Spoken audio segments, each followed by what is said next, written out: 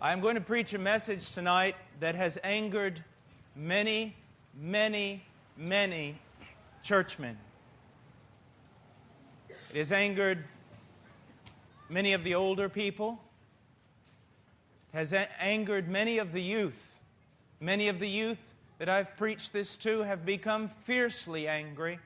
But the people that have become most angry at hearing this message have been the parents of youth.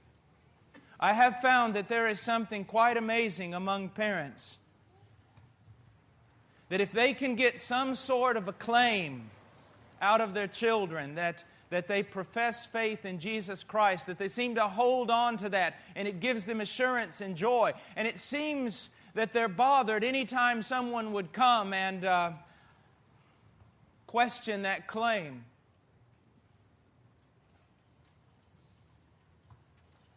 It seems we would rather hold on to a false hope than to hear the truth.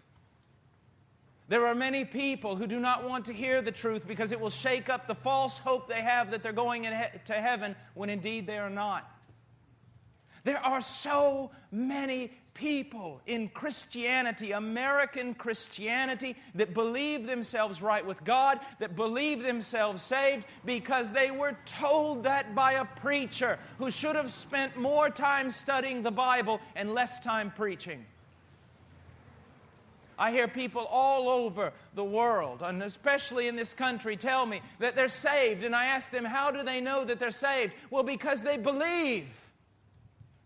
And no one asks them the second question, how do you know that you believe? If we were to dismiss this congregation tonight and send everyone out to every part of this city, we would find out that the great majority of the people in this city believe that they believe. And we know that's not true. If we were to go to taverns and crack houses tonight, if we were to go to casinos anywhere in this world, we would find people who believe that they believe. And the question is, how can we be sure that we believe when so many people say they believe and we know they don't? In America, we have combined two doctrines and we have lost both of them. There are two very important doctrines in the Christian faith. The first one is commonly called, a name I do not like, but I will use here tonight, the security of the believer.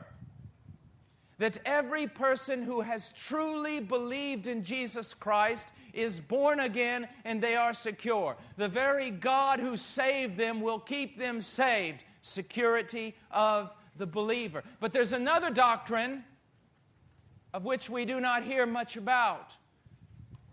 It's not just the doctrine of security, but the doctrine of assurance.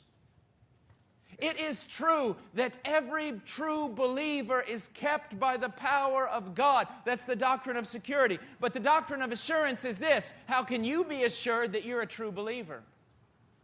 How can you know that you are a true believer? I've had people tell me, well, I just know that I know.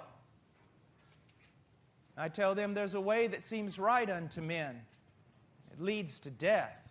I've heard people tell me, well, I know in my heart of hearts that I am saved.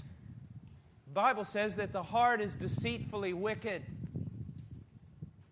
It goes beyond knowledge in its wickedness. So do you really want to trust a mind that is faulty? Do you really want to trust a heart that can be wicked?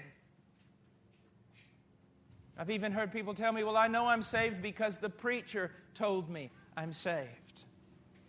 And since when did men have such authority?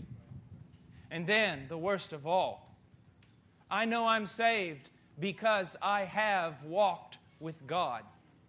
My dear friend, let me tell you this. If you are not walking with God now, you can have no assurance that you have ever been saved.